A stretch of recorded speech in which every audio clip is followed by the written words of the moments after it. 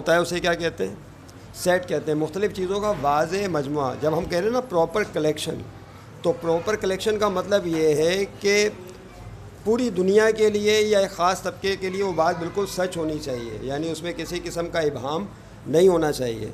इस date clear. आइए इनको मिसालों से समझते हैं कि कैसे ये होगा।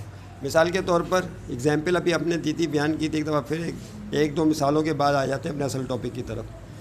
सेट ऑफ ए, सेट को नाम देते हैं इंग्लिश लेटर का, ए का नाम देते हैं सेट ऑफ इनिशियल नंबर्स। याद है आपको इनिशियल नंबर?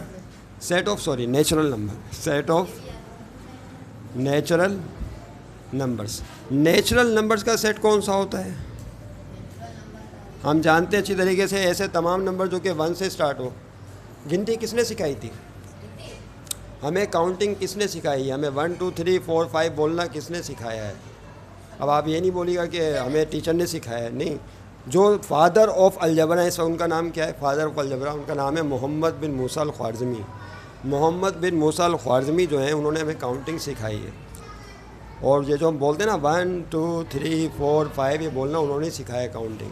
लेकिन उस ज़माने में ज़ीरो का कॉन्सेप्ट नहीं था, फिर बाद में ज़ीरो का कॉन्सेप्ट आया और नंबर होल बन गए थे। इस पर हम बात करेंगे फिर किसी नेक्स्ट वीडियो के ऊपर, मुख्तलिफ नंबर्स की थ्योरी को जब डिस्कस किया जाएगा। तो सबसे पहले याद रखिएगा कि सेट ऑफ नेचुरल नंबर्स जो हैं वो 1 से स्टार्ट होते हैं, 1 2 3 4 5। दूसरा एक और मिसाल ले लें, सेट ऑफ, अभी बताया था आपको एग्जाम्पल में क्या, कोर्स बुक्स। आपकी जो कोर्स की किताबें उनका सेट, ये भी प्रॉपर कलेक्शन होगा, जाहिर सी बात है। फिक्स नंबर ऑफ सब्जेक्ट्स हैं जो आपको पढ़ाए जाते हैं, प्रॉपर कलेक्शन हो गया। इसके अलावा कोई और मिसाल आप दे सकते हैं सेट की? Set of the name of days in a week. एक हफ्ते में दिनों के नामों का जो सेट होता है, याद करें क्या क्या बताया? Set of days in a week. एक हफ्ते में कौन कौन से डेज होते हैं? मंडे, ट्यूसडे, वेडनेसडे, 7 डेज़ होते हैं। तो ये भी एक प्रॉपर कलेक्शन कहलाएगा। इस तरह से days of the name of months in an year, एक साल के अंदर महीनों के नामों का सेट, ये भी क्या है? प्रॉपर कलेक्शन कहलाता है। जनवरी फरवरी से लेकर आप दिसंबर तक जाते हैं, तो प्रॉपर कलेक्शन होना चाहिए, that is called a set. अच्छा, दूसरी बात क्या, हम इसको सेट कह सकते हैं? अभी आपको मिसाल दी थी, the set of beautiful birds या ब्यूटीफुल बुक्स। ब्यूटीफुल बर्ड्स का सेट, खूबसूरत परिंदों का सेट। तो अभी मिसाल दी कि ये सेट नहीं है। क्यों सेट नहीं है ये? क्योंकि हर एक के नज़दीक खूबसूरती का मेयार एक जैसा नहीं होता, तो ये प्रॉपर कलेक्शन नहीं है। कोई कबूतर पसंद करता है तो कोई मैना को पसंद कर रहा होता है, कोई किसी परिंदे को पसंद कर रहा होता है, तो this is not set. Set की डेफिनेशन के बाद उसके बाद इंपॉर्टेंट नोटेशंस की तरफ आ रहे हैं। इंपॉर्टेंट नोटेशन कौन कौन सी? इंपॉर्टेंट नोटेशंस सबसे पहले है, बल्कि ये वाली साइन पहले लिख लेते हैं जो हमने आखिर में लिखी थी। इसका क्या मतलब है? इज़ इक्वल टू, यस, इसका मतलब है इज़ इक्वल टू, उर्दू में कहते हैं बराबर है। और अगर ये यूँ होता, बोलिए, तो इसका मतलब क्या हो जाता? Not equal to, is not equal to. तो उसका मतलब क्या होता? Is not equal to. Not equal to लिख लें, बस काफ़ी है। इसका मतलब होगा बराबर नहीं है। अच्छा, इसके बाद फिर ये बताया था आपको कौन सा, लेस देन वाला साइन। इस अलामत का मतलब क्या होता है? Less than. क्या पढ़ते हैं इसे? Less than. इसका मतलब है छोटा है। मिसाल के तौर पर ये लिखा हुआ है 2 लेस देन 6। सब जानते हैं कि 2 लेस होता है किससे? 6 से। तो 2 लेस देन 6, 3 लेस देन 5। समझ रहे हैं बात को? अगर यहाँ पर इस तरह से लगा दें, लेस देन के साथ ये एक लाइन और लगा दें, तो इसको पढ़ते हैं equal to and less than. क्या पढ़ा जाता है? बोलिए। Equal to and less than, बराबर है और छोटा। इस पर हम अभी बात करेंगे थोड़ी देर में। अच्छा, इस साइन का मतलब क्या होता है? बोलिए। Greater than. उर्दू में मतलब क्या है इसका? बड़ा है। ग्रेटर का मतलब बड़ा है, नहीं ये होगा। उसके बाद ये वाला जो साइन है ना, अगर यहाँ पे लाइन डाल दें यहाँ पर, तो इसका मतलब क्या होगा? Equal to and greater than. सही है बेटा? अगर आपको पता है तो आप बताएं, और अगर आपको कन्फ्यूजन है कि आपको मतलब नहीं पता, तो प्लीज़ सुने कि क्या आपको बताया जा रहा है। तो मेरा ख्याल है हम सही क्लास लेके चलेंगे। Equal to and greater than, बराबर है या बड़ा है। ओके, उसके बाद ये एक साइन इस्तेमाल होती है, इसका मतलब क्या होता है? Belongs to. ये गोल ई बना देते हैं, इसका मतलब है बिलोंग्स टू, ताल्लुक़ है। बिलोंग्स टू का मतलब है ताल्लुक़ है। और अगर आप यहाँ पर यही बना के क्रॉस डाल दें तो इसका मतलब क्या होगा? नॉट बिलोंग्स टू,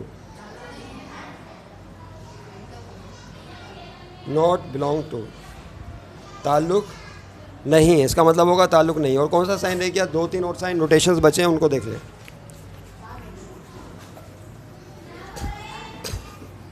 देखिए अगला नोटेशन ये था, तवज्जो रहे, ये बताया था आपको। इसका मतलब होता है एंड। क्या मतलब है इसका? ये उल्टा भी बना हुआ है, इसको पढ़ते हैं एंड। और अगर ये इस तरह से हो, वी की शक्ल में नोटेशन बना हो, तो इसको पढ़ते हैं और का मतलब सब जानते हैं, या। क्या पढ़ते हैं इसे? या एंड और कौन सा साइन बचा है इसमें? सब हो गए, ठीक है। ये इंपॉर्टेंट नोटेशन है, तमाम स्टूडेंट्स इनको नोट कर लेते हैं। अच्छा हाँ, एक लाइन और बची है, ये वाली।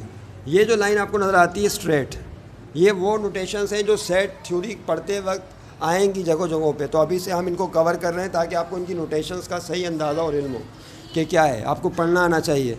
इसका मतलब होता है सच डेट। क्या मतलब है इंग्लिश में? उर्दू में कहते हैं जब के। क्या बोला जाता है? जब के। सच डेट का मतलब है सच डेट, जब के। ये नोट कर लें प्लीज़ नोटेशंस को अच्छी तरीके से। जो बाकी नोटेशंस बची हैं अपनी कॉपीज़ पे इसको नोट डाउन कर लीजिए। वो हो गया, ऊपर लिख दिया था, उसे शुरू में लिख दिया था, अब आखिर में लिख लें इज़ इक्वल टू। ओके, तो ये नोटेशन सामने आ गई आपके। आइए अब इन नोटेशंस को किस तरह से इस्तेमाल करेंगे आप मुख्तलिफ़ जगहों पे, उन्हें हम सीखते हैं। मिसाल के तौर पर अब इन नोटेशंस को किस तरह यूज़ किया जाएगा, सबसे इम्पॉर्टेंट चीज़ तो यही है। कंसीडर, इसका मतलब है तसव्वुर करें या फ़र्ज़ करें।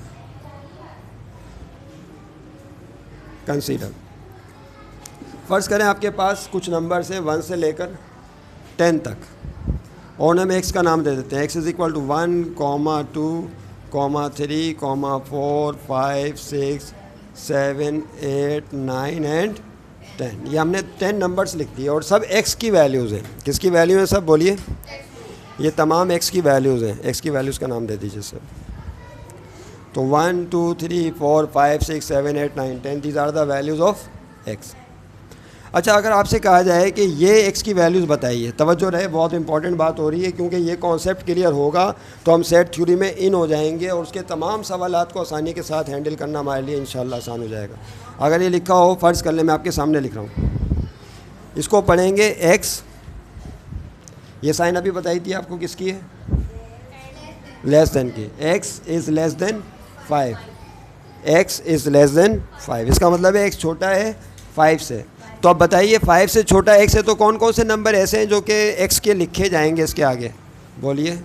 5 से छोटा नंबर कौन है? 4, 3, 2 और 1। तो इसका मतलब है आप एक सेट बनाएंगे, उसमें वो नंबर लिख देंगे जो 5 से छोटे होंगे। तो 5 से छोटे नंबर तरतीब से लिख लें, 1, 2, 3 और 4। समझ गए बात को सब?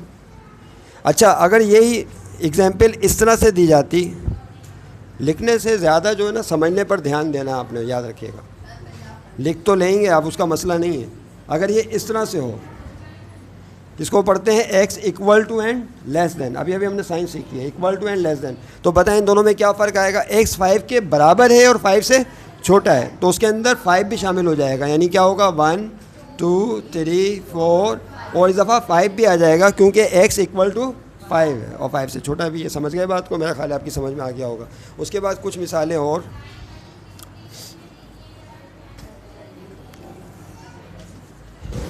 अगर ये यूँ होता, तवज्जो रहे, यस, इसको क्या पढ़ेंगे बताइए?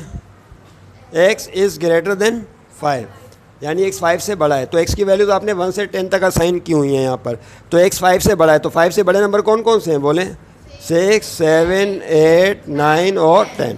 तो यहाँ पर जो आप सेट बनाएंगे उसके अंदर नंबर्स लिखेंगे 6, 7, 8, 9 एंड। समझ गए बात को? अगर यही चीज़ इस तरह से होती कि x equal to and greater than 5, तो बताएं क्या होता? तो x 5 के बराबर है और 5 से बड़ा है, नहीं बड़ा है तो क्या हो जाएगा, 5 आएगा पहले, उसके बाद क्या आएगा बोले, 7, 8, 9 एंड 10। आपने गौर किया इन दोनों मिसालों में x ग्रेटर देन 5 होगा तो 5 शामिल नहीं हुआ, लेकिन जब x equal to and greater than 5 है तो 5 भी शामिल हो जाएगा। समझ रहे हैं बात को, इट इज़ वेरी इंपॉर्टेंट। उसके बाद देखें आगे कुछ मिसालों पे बात करके इसको समराइज़ कर लें। अगर ये यूँ होता x इज़, हाँ भाई पढ़ें इसको, क्या लिखा हुआ है, x इज़ लेस देन 1 से छोटा है, तो बताएं क्या आएगा यहाँ पे, क्या यहाँ पर x 1 से छोटी कोई वैल्यू है x की? तो आपको जो एग्जांपल दी है 1 से छोटी कोई भी वैल्यू मौजूद नहीं है। जब कोई भी वैल्यू x को आपने 1 से छोटी असाइन नहीं की तो उसके लिए फिर आपको सेट, नल सेट लिखना पड़ेगा और उसके अंदर कोई भी एलिमेंट नहीं लिखा जाएगा। इस तरह से आप नल सेट बनाते हैं, इसको क्या बोलते हैं, खाली सेट। अच्छा, इसको लिखने का एक तरीका तो ये है, और दूसरा तरीका भी याद रखें, इसको फाई की अलामत से भी शो करते हैं। किससे? यानी गोल दायरा बना के बीच में लाइन डाल दें, इसको फाई पढ़ते हैं। अच्छा, अगर ये यूँ होता, फ़र्ज़ कर लें x ग्रेटर देन 10, तो आप बताएं क्या आता, x 10 से बड़ा है, तो आपने जो वैल्यू साइन किए कहाँ तक किए हैं, 10 तक किए हैं, तो 10 से बड़ा कोई नंबर मौजूद है, 10 से बड़ा नंबर नहीं है, तो इसका भी जवाब क्या आएगा, नल सेट आएगा। तो जो वैल्यू असाइन नहीं हो तो उसके लिए मैथ में क्या, कौन सा सेट बनाते हैं, नल सेट बनाते हैं। इसका मतलब एम्प्टी सेट भी कहते हैं। नल सेट का दूसरा नाम क्या है बोलिए, उम्मीद है समझ में आ गया होगा आपके। देखिए अब उसके बाद एक और मिसाल पे बात, अब मिसालों से ही सारी गुफ्तगू होगी।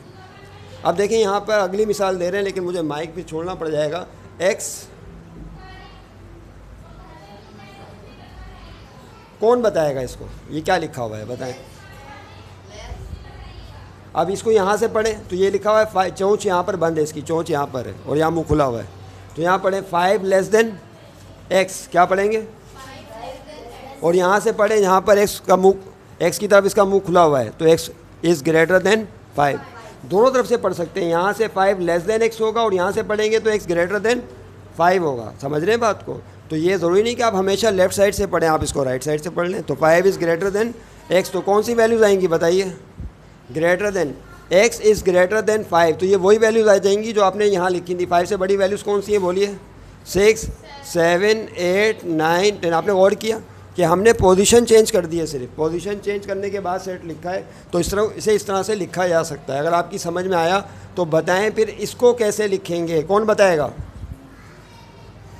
क्या लिखा हुआ है ये, 6 ग्रेटर देन x, लेकिन इस साइड तो पढ़ें राइट साइड से, तो x इज़ लेस देन 6। नहीं समझे बात को? इसका मतलब क्या है, x इज़ लेस देन 6। तो 6 से छोटे नंबर कौन कौन से हैं, देखो वहाँ पे 5, 4, 3, 2, 1। लेकिन तरतीब से लिखना चाहें तो कैसे लिखेंगे, 1, 2, 3, 4 एंड।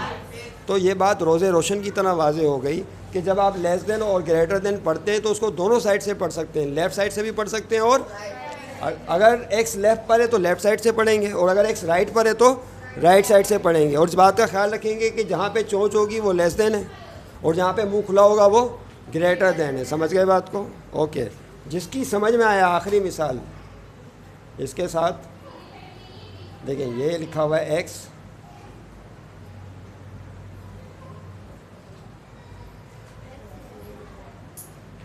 कौन बढ़ाए, कौन बताएगा? यहाँ पे चाहिए इंटेलिजेंसी, जहानत चाहिए। ये डबल करके लिखा है यहाँ पर, इसको छुपा लूँ मैं, इसको छुपा लें तो क्या होगा, पढ़ें इसको, क्या लिखा हुआ है,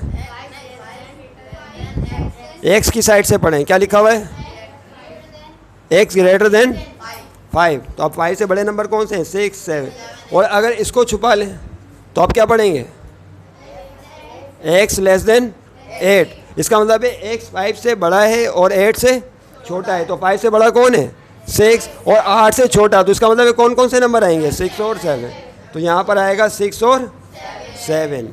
अच्छा, अगर ये यही चीज़ इस तरह से होती, 5 इक्वल टू भी लगा देते हैं यहाँ पे, तो अब क्या होता, कौन बताएगा, बताइए। अब यहाँ पर x बराबर है और बड़ा है 5 से, नहीं समझे बात को, और x बराबर है और छोटा है 8 से, तो अब 5 और 8 भी शामिल हो जाते हैं, तो होता 5, 6, 7 एंड 8। Is that clear? तमाम स्टूडेंट्स इस काम को नोट कर लें और इसको याद करें थे, ठीक है।